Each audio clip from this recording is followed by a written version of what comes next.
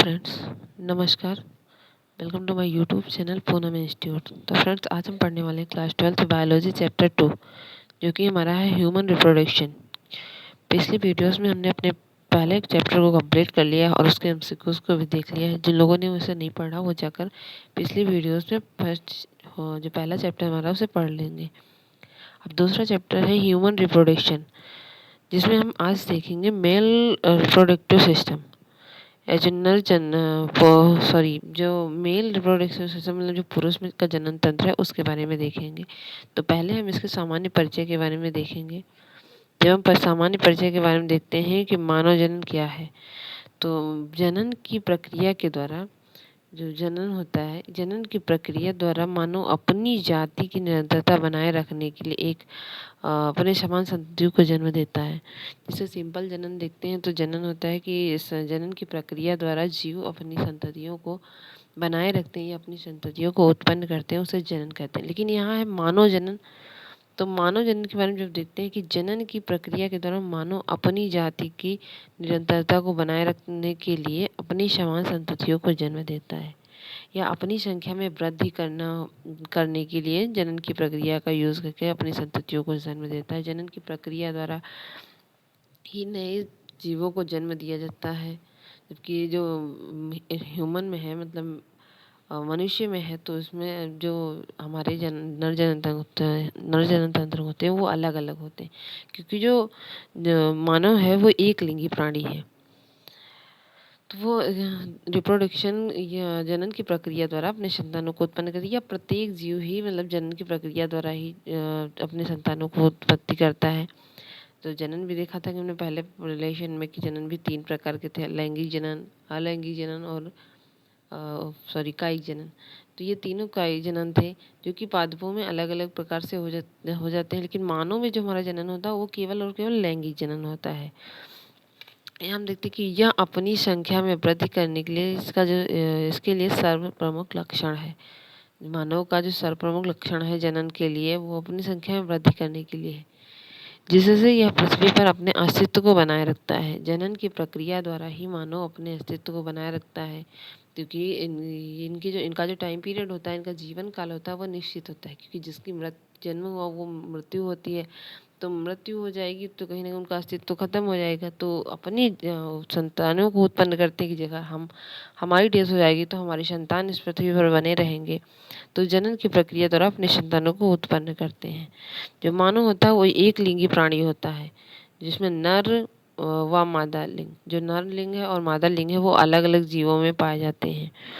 मानव में केवल लैंगिक जनन पाया जाता है, जिसके कारण इसे लैंगिक द्विरूपता कहते हैं। क्योंकि ये लैंगिक जनन पाया जाता है तो ये अलग अलग जीवों के अंदर लिंग पाए जाते हैं। नर लिंग अलग दूसरे जीव में और मादा लिंग दूसरे जीव में पाया जाता है, और जो ये दिखाई देता है इसे ही हम लैंगिक द्विरूपता कहते हैं, जिसे हम लैंगिक द्विरूपता कहते हैं।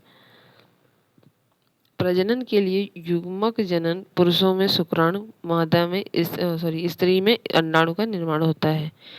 जो युग्मक जनन होते हैं जिसके द्वारा हम नई संततियों को उत्पन्न करते हैं, तो पुरुष में शुक्राणु बनते हैं लेकिन स्त्री में अंडाणु का निर्माण होता है। आगे हम देख लेते हैं कि नर एवं मादा जनन तंत्र क्या है। तो एक एक करके हम इनके बारे में पढ़ेंगे। जैसे देखते हैं कि अंडाणु जो बनते हैं या शुक्राणु बनते हैं, तो शुक्राणु हमारे नर में बनते हैं, अंडाणु मादा में बनते हैं। तो पहले हम नर जनन तंत्र के बारे में पढ़ेंगे कि उसमें शुक्राणु आखिर बनते कैसे हैं, या उनमें जो नर जनन तंत्र होता है उसके पार्ट कहते हैं, उसकी संरचना कैसी होती है या उसका कार्य क्या होता है। इन सब के बारे में पहले हम देखें। तो एक एक करके हम इनके पार्ट्स के बारे में अध्ययन करेंगे इसके, और इसी चैप्टर में हम पूरा नर जनन तंत्र या मानव जनन तंत्र कंप्लीट करेंगे, नर और मादा दोनों। फिर बच्चे का निर्माण कैसा होता है, भ्रूणीय परिवर्धन कैसे होता है, विदलन कैसे होता है, शिशु का जन्म अथवा प्रसव कैसे होता है, इन सब का अध्ययन हम इस चैप्टर में करेंगे। तो हमारे सबसे पहला पॉइंट है कि नर एवं मादा जनन तंत्र। तो नर जनन तंत्र जो हम देखते हैं, तो हमारा मानव में नर एवं मादा जनन अलग अलग जीवों में होते हैं। मानव में जो होता है, नर और मादा दोनों में ही अलग अलग जीवों में लिंग जो होते हैं हमारे पाए जाते हैं, जनन लिंग। लैंगिक जनन अंगों का विकास, किशोरावस्था से ही प्रारंभ होता है। जीवों में जो लैंगिक जनन अंगों का विकास होता है वो किशोरावस्था में प्राप्त होता स्टार्ट होता है। जैसे देखते हैं कि जो मानव होते हैं वो एक लिंगी होते हैं, तो इनके दोनों के बीच में काफ़ी अंतर पाया जाता है। नर जनन अंग और मादा जनन अंग दोनों के बीच में काफ़ी अंतर पाया जाता है। इनके अंगों को जब विकास होता है वो किशोरावस्था से प्रारंभ हो जाता है। दोनों में कहा जाए तो किशोरावस्था जो एज होती है वही लिमिटेशन है ये यंग अवस्था में जाने की या लैंगिक अंगों के विकास की। जैसे हम देखते हैं पुरुषों में शुक्राणु जो होते हैं वो किशोरावस्था के अंतों से जीवन पर्यंत चलते हैं। जो शुक्राणु निर्माण है वो पुरुषों में किशोरावस्था के अंत से स्टार्ट हो जाते हैं और लगभग ये पूरे जीवन के पूरी लाइफ में बनते रहते हैं। जब तक उनकी डेथ नहीं होती तब तक उनके शरीर में या बॉडी में स्पर्म बनते रहते हैं। लेकिन वहीं पर जब देखा जाए स्त्रियों में अंडाणु किशोरावस्था, स्त्रियों में जो अंडाणु होते हैं वो किशोरा अवस्था में ही स्टार्ट हो जाते हैं। जो इसकी एज होती है वो लगभग 11 से 13 साल की उम्र में इनके अंदर अंडाणु बनने की प्रक्रिया जो है वो स्टार्ट हो जाती है। जबकि पुरुषों में जो शुक्राणु बनते हैं ये 14 से 15 की एज से बनना स्टार्ट होते हैं और महिलाओं में 11 से 13 की एज में अंडाणु का निर्माण स्टार्ट हो जाता है और ये मतलब 45 से 50 वर्ष की अवस्था तक बनते हैं। ये इनकी पूरी लाइफ में नहीं होते हैं, केवल 45 से 50 वर्ष की अवस्था तक बनते हैं। उसके बाद जो इन अंडाणु बनने की प्रक्रिया है वो बंद हो जाती है।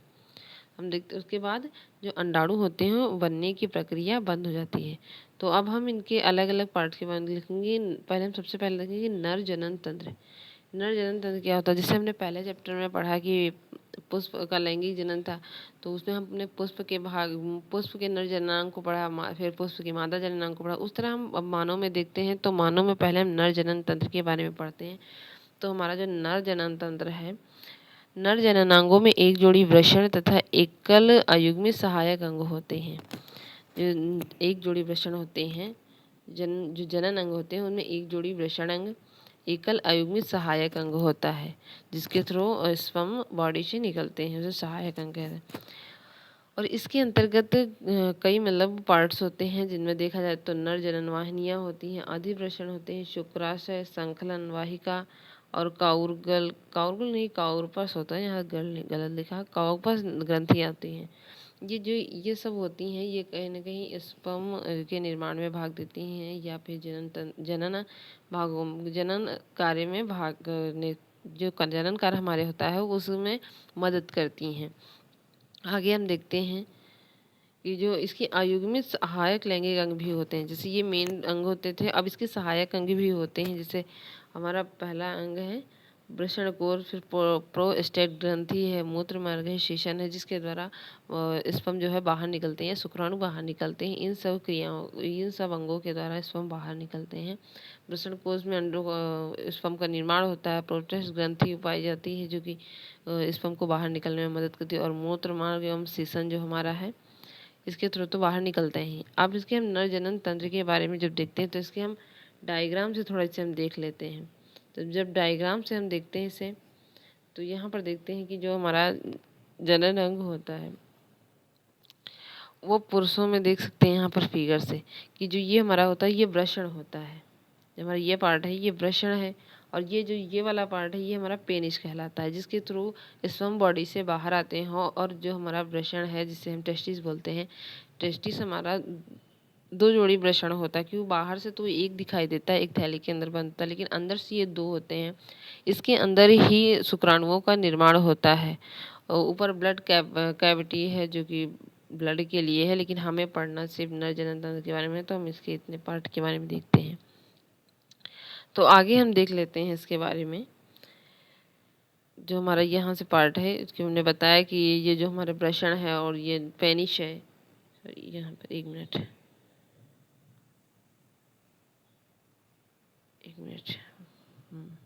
ये वाला पार्ट हमारा है ये वृषण है और ये पेनिस है। तो इसके थ्रू इसमें देखते हैं 2 नलिकाएं पाई जाती हैं। एक मूत्र मार्ग को निकलने के लिए, दूसरा मूत्र मार्ग होता है जिसमें से अंदर की तरफ 2 नलिकाएं जुड़ी होती है। एक से स्पर्म आते हैं और एक से मूत्र मार्ग आता है, लेकिन आने का जो रास्ता है वो एक ही होता है। और जो इसका निर्माण होता है, शुक्राणु का निर्माण होता है वो हमारा वृषण में होता है। बाकी सारे इसके पार्ट्स हैं। तो हम अब एक एक करके आगे भी देखते हैं इनके पार्ट के बारे में। तो हम सबसे पहले देखेंगे वृषण के बारे में। जो वृषण का आकार होता है, वृषण का आकार लगभग 4 से 5 सेंटीमीटर लंबा, 12 ग्राम का भारी होता है। ये जो होते हैं 12 ग्राम का वजन होता है, इनका वजन में ये 12 ग्राम के होते हैं। यह उदर सॉरी ये क्या लग गया, यह उदर के बाहर त्वचा व संयोजी ऊतकों की बनी एक थैली के भीतर होते हैं। आप देखते हैं उधर उदर के नीचे वाले भाग में और जो पैर होते हैं हमारे दोनों पैरों के बीच में बाहर की तरफ त्वचा व संयोजी ऊतकों से बनी एक थैली के अंदर, थैली के भीतर, ये बाहर शरीर से बाहर बने हुए होते हैं, जो कि एक थैली के भीतर स्थित होते हैं, जिसे हम वृषण कोश कहते हैं। जो ऊपर से हमारी थैली लगी हुई होती है उसे हम वृषण कोश कहते हैं, जिसके अंदर वृषण अंदर पैक होते हैं या अंदर होते हैं, उसे हम वृषण कोश कहते हैं। वृषण को ताप नियंत्रक की भांति कार्य करता है। जो वृषण होता है हमारा, वो ताप नियंत्रक की भांति कार्य करता है। यह वृषण कोश तापमान, शरीर के जो तापमान होता है वो 2 से 3 डिग्री सेल्सियस नीचे बनाए रखता है। शरीर के जो तापमान से है वो 2 से 3 डिग्री सेल्सियस नीचे बनाए रखता है। जो तापमान शुक्राणुओं के परिवर्धन के लिए अनुकूल होता है। जो शुक्राणु होते हैं, शुक्राणु के परिवर्धन के लिए अनुकूल होता है, जिसके उस तापमान के अंदर ही शुक्राणु का निर्माण होता है, और तो उसी को हम बोलते हैं कि उसके परिवर्धन के लिए महत्वपूर्ण होता है या फिर उसके परिवर्धन के लिए अनुकूल होता है। जो प्रत्येक वृषण है, प्रत्येक जो वृषण है वो श्वेत तंतु, जो हमारे वृषण हैं वह श्वेत तंतु युक्त संयोजी ऊतकों के संपुट में बंद रहते हैं। जो हमारा बाहर से वृषण कोश देखते हैं, वृषण कोश के अंदर भी एक तंतु पाया जाता है जिसे हम श्वेत तंतु कहते हैं, या युक्त संयोजी ऊतक भी इसे कहते हैं। उसके अंदर यह बंद रहता है। श्वेत जो कंचुक होता है इसे हम ट्यूनिका एल्ब्यूजिनिया कहते हैं। ये क्वेश्चन कई बार बहुविकल्पी में पूछा जाता है कि जो हमारा श्वेत कंचुक होता है जिसके अंदर वृषण बंद रहते हैं या जिसके अंदर वृषण पैक रहते हैं, उसे क्या कहते हैं। तो यहाँ से बन जाता है कि इसे हम ट्यूनिक एल्ब्यूजिनिया कहते हैं। तो ये क्वेश्चन पूछ लिया जाता है। कई बार ये भी पूछा जाता है कि इसका आकार कितना होता है। तो आकार 4 से 5 सेंटीमीटर लंबा और बाहर जो होता है 12 ग्राम का होता है। फिर आगे हम देखते हैं कि अनेक अत्यधिक कुंडलित नलिकाएं होती हैं, जिसे हम शुक्रजनन नलिकाएं कहते हैं। जो हमारे वृषण होते हैं, वृषण में अत्यधिक कुंडलित नलिकाएं पाई जाती हैं, जिन्हें हम शुक्रजनन नलिकाएं कहते हैं। इसमें ही शुक्राणु निर्मित होते हैं। जो हमारा वृषण कोश होता है, वृषण कोश में ही शुक्राणु निर्मित होते हैं। शुक्रजनन नलिकाओं के बीच में एक संयोजी ऊतक विद्यमान रहता है, जहाँ पर अंतराली कोशिकाओं के गुच्छे शेष होते हैं। जो हम इसकी डायग्राम में देखेंगे तो देखेंगे कि शुक्रजनन के अंतर्गत ही अंतराली कोशिकाओं के गुच्छे की नुमा संरचना पाई जाती है, जिसे हम लीडिंग कोशिका कहते हैं। आगे हम जब देखते हैं लीडिंग कोशिका के बारे में, तो हम इसके पहले संरचना के बारे में देख लेते हैं कि संरचना जो हमारी होती है, जो हमारी ये गुच्छे की नुमा संरचना है, यहाँ देखते हैं जिसकी इसके अंदर ये वाली संरचना, इसे गुच्छे की नुमा संरचना कहते हैं। इसे ही हम लीडिंग सेल भी कहते हैं। तो हमारा बाहर हमारा है कि ये जो बाहरी संरचना जिसे हम वृषण कोश कहते हैं, इसमें दिखाने के यहाँ पर थोड़ी थोड़ी जो जगह बचती है ऐसे ऐसे करके, उसे ही हम ट्यूनिक एल्ब्यूजिनिया कहते हैं। जो हमारी ये देख सकते हैं कि यहाँ पर ट्यूनिक एल्ब्यूजिनिया के बारे में दिया कि बाहर से तो वृषण कोश होता है, उसके अंदर भी जिससे उसे सुरक्षा प्रदान होती है, उसे हम ट्यूनिक एल्ब्यूजिनिया कहते हैं, जो उसे रक्षा प्रदान करती है। और दूसरा हमारी ये गुच्छे नुमा संरचना है, जो हमारी गुच्छे नुमा संरचना पाई जाती है, इसे हम लीडिंग कोशिका कहते हैं। लीडिंग कोशिकाएं जो होती है, ये कोशिकाएं नरलिंग हार्मोन्स, जो हमारा नरलिंग हार्मोन्स होता है और टेस्टोस्टेरोन, उसे ये स्त्रावित करती हैं। अगर ये उसे स्त्रावित नहीं करती हैं तो इसमें शुक्राणुओं का निर्माण नहीं होता है, क्योंकि उत्तेजना इसमें नहीं आती है। और जब टेस्टोस्टेरोन हार्मोन्स स्त्रावित होता है तब शुक्राणुओं का निर्माण होता है और काफ़ी मात्रा में होता है। तो आगे हम देखते हैं, डायग्राम हमने देख लिया है। एपिडिडाइमिस वृषण, ये वृषण हमारा, और ये जो ये बाहर संरचना लगा है ये हमारा आधी वृषण है। आधी वृषण में होता है क्योंकि दो साइड दो डबल होते हैं ना, एक तो होता नहीं, पहले बताया कि 2 जोड़ी पाए जाते हैं। अब हम एक एक करके इसके आगे देख लेते हैं। तो इसके अंदर अंतराली गुच्छे स्थित होते हैं जिन्हें हम लीडिंग सेल कहते हैं। अभी बताया कि लीडिंग सेल कौन से होते हैं, जो कि टेस्टोस्टेरोन हार्मोन्स को स्रावित करती हैं। और अब हम देखते हैं अधिवृषण हमारा है, क्योंकि वृषण हो गया। अब अधिवृषण के बारे में जब देखते हैं तो एक पतली लगभग 6 मीटर लंबी नलिका से निर्मित होता है। अधिवृषण में शुक्राणु संचित रहते हैं। बनते तो वृषण कोश में हैं, लेकिन निर्माण जो संचित होते हैं या इकट्ठे होते हैं वो अधिवृषण में रहते हैं। अधिवृषण शुक्राणुओं के वृषण से परिवहन के लिए एक मार्ग प्रदान करता है। वृषण से जुड़ी हुई नलिका होती है, उसी नलिका के थ्रू जो शुक्राणु होते हैं वो अधिवृषण में आकर संचित रहते हैं, और फिर जब उसे निकलना होता है तो उसी नलिका के थ्रू वो बाहर की तरफ भी निकल जाते हैं। आगे हम देखते हैं शुक्रवाहक नलिका। तो इनके बारे में जब देख लेते हैं तो शुक्रवाहक नलिका में जब हम देखते हैं तो प्रत्येक अधिवृषण नली के रूप में एक शुक्रवाहक नलिका निकलती है। जो अधिवृषण होता है उसी से एक शुक्रवाहक नलिका निकलती है, उसी को हम शुक्रवाहिनी नलिका भी कहते हैं। यह मूत्राशय से ऊपर होता है, आगे बढ़कर उदर के भीतर पहुंचता है और शुक्राशय की वाहिका से मिलकर संकलन वाहिका बनाता है। इसका निर्माण संकलन वाहिका मूत्र मार्ग में खुल जाता है। 1 मिनट रुकिएगा। यहाँ से शुक्रवाहक नलिका, तो हम इसे डायग्राम के माध्यम से भी थोड़ा देख लेते हैं कि हमारा जो डायग्राम है, शुक्रवाहक नलिका जो होती है ये देख सकते हैं आप, ये हमारा वृषण कोश है। जो यहाँ पर हमारा है ये वृषण कोश है, और जो इसके ऊपर रेड कलर में है ये हमारा वृषण अधिवृषण है। अधिवृषण जो होता है वो 6 मीटर लंबी नलिका होती है, और 6 मीटर नलिका होती है जिसे हम अधिवृषण कहते हैं। अधिवृषण के बाद हम देखते हैं कि जो ये है ये हमारी शुक्रवाहक नलिका में चले जाते हैं। जो हमारी शुक्रवाहक नलिका है उसमें ये जो हमारी शुक्रवाहक नलिका होती है, वो जो शुक्रवाहक नलिका का पार्ट है वो हमारा ये वाला पार्ट होता है शुक्रवाहक नलिका का, इसमें खुलती है। इसके बाद यह होते हुए यह मूत्राशय से ऊपर से होते हुए आगे बढ़कर उदर के भीतर पहुंचता है और शुक्राशय की वाहिका से मिलकर संकलन नलिका बनाता है। जो शुक्राशय की वाहिका है ये वाली और ये दोनों जो हैं वो संकलन नलिका का निर्माण करते हैं, या तो आगे जाकर यह संकलन वाहिका मूत्र मार्ग में खुल जाती है। जो ये हमारा मूत्र मार्ग है उसमें जाकर खुल जाती है। फिर हम आगे देख लेते हैं कि जो हमारा मूत्र मार्ग है, नर में मूत्र मार्ग जो हमारा होता है, नर में मूत्र मार्ग 15 से 20 सेमी लंबा व 3 भागों में विभाजित होता है। अग्रवर्ती प्रोटेस्ट भाग जो कि प्रोटेस्ट ग्रंथि से गुजरता है, एक मध्यवर्ती जो झिल्लीदार भाग होता है, वह पश्चिमी शिशन भाग जो कि मैथुन अंग निष्कासन या पेनिस से होकर गुजरता है। मूत्र मार्ग शुक्र व मूत्र दोनों के लिए मार्ग का कार्य करता है। इस मूत्र मार्ग से शुक्राशय प्रोटेस्ट ग्रंथि का उपज ग्रंथियों के स्त्राव से बाहर निकलती हैं। जी ये हमारी ग्रंथियाँ, ये हमारी सहायक ग्रंथियाँ जिसके द्वारा ये बाहर निकलते हैं स्पर्म। तो आगे हम देख लेते हैं जो हमारा मूत्र मार्ग था, ये मूत्र मार्ग के थ्रू बाहर निकलते हैं। यहाँ से देख सकते हैं कि ये जो हमारा है ये मूत्र मार्ग के थ्रू बाहर निकलते हैं। तो आगे हम देखते हैं कि जो हमारा बचता है सीसन। सीसन क्या होता है? जो हमारा सीसन का पार्ट होता है वो हमारा सीसन का जो ये वाला पार्ट है इसे हम सीसन कहते हैं, जो कि जनन करने में भाग लेता है जो पार्ट। तो आगे हम देख लेते हैं सीसन के बारे में। सीसन एक बेलनाकार स्पंजी अत्यधिक संवहनी नर मैथुन अंग है। इस मूत्र मार्ग इसके केंद्र से होकर गुजरता है और शुक्र व मूत्र दोनों के लिए साझा पद का कार्य करता है, क्योंकि इसमें एक ही नली होती है। अंदर तो इसके अलग अलग पार्ट होते हैं, लेकिन वो आकर जो सिंचन में होता है वो एक ही नली होती है जो कि साझा पद का कार्य करते हैं, मूत्र एवं शुक्र दोनों।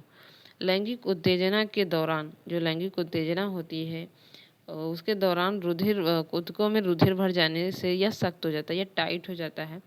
बाह्य रूप से शिशन त्वचा से ढका रहता है। शिशन का शीर्ष जो होता है वो नर्म व अत्यधिक संवेदनशील होता है। इसे शिशन मुंड कहते हैं। जो बाहर का इसका भाग होता है, इस शिशन का जो शीर्ष वाला होता है, टिप वाला भाग होता है, वो अत्यधिक संवेदनशील होता है। इसे शिशन मुंड कहते हैं। यह त्वचा के एक ढीले वलन से ढका रहता है। ये त्वचा में एक ढीली सी परत होती है, ढीली सी जो त्वचा होती है उससे ढका रहता है, जिसे हम शिशन मुंडक्ष कहते हैं।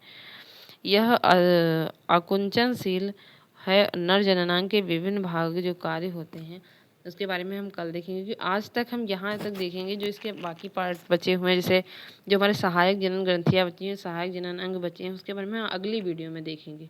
आज यहीं तक रखते हैं। और फ्रेंड्स, यहाँ से जो हमारे लॉन्ग शॉर्ट बहुविकल्पी क्वेश्चन भी बन जाते हैं पेपर में, तो इसे हम काफ़ी अच्छे से या डिटेल से पढ़ेंगे। तो आज हम यहीं तक रखते हैं और कल हम इसके आगे के जो पार्ट्स हैं उनके बारे में अध्ययन करेंगे। वीडियो आप लोगों को कैसी लगी ये कमेंट में बताएं, और अगर अच्छी लगी हो तो आप वीडियो को लाइक करें और चैनल को सब्सक्राइब करें, जिससे कि हमारी प्रत्येक वीडियो सबसे पहले आप तक पहुंचे। और फ्रेंड्स, इसे ज़्यादा से ज़्यादा शेयर करें जिससे ये सबके पास पहुंच सके। तो थैंक यू फ्रेंड्स।